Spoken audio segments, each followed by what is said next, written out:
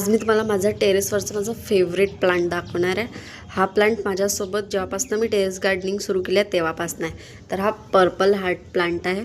याचे लीफ जे आहे ना असे पर्पल कलरचे असतात आणि याच्यावर छानसे छोटे छोटे फ्लावर्स येतात जे लॅव्हेंडर कलरचे असतात आणि हा खूप हार्डी प्लांट आहे। याला तुम्ही वरची माती जेव्हा कोरडी राहील तेव्हाच पाणी घाला आणि याला डायरेक्ट सनलाईटमध्ये ठेवा, कारण की जेवढं हा डायरेक्ट उन्हामध्ये राहील तेवढं याचा पाण्याचा कलर डार्क येईल आणि याच्या पानांमध्ये पण पाणी स्टोर राहते, म्हणून याला ओव्हर वॉटरिंग करायची नाही, कारण की अगर याला ओव्हर वॉटरिंग केली त्याची स्टेम थोडी नरम राहते तर ते सडून जाईल आणि त्याचे पानं खूप छानसे शायनी राहतात। एक आपल्या टेरेस गार्डनमध्ये एक कलर ॲड करते, ग्रीनरी पेकमध्ये एक पर्पल कलर छान उठून दिसतो आणि व्हिडिओ शूट करायला पण खूप छान वाटतं। आणि पर्पल हार्ट असं प्लांट आहे की जो तुम्ही 2-4 दिवस अगर कुठे फिरायलाही गेले तरी बी याला अगर पाणी नाही पण राहिलं तरी पण हा राहील, कारण की मी उन्हाळ्यातही याला 2-3 दिवस पाणी नाही दिलं तरी पण हा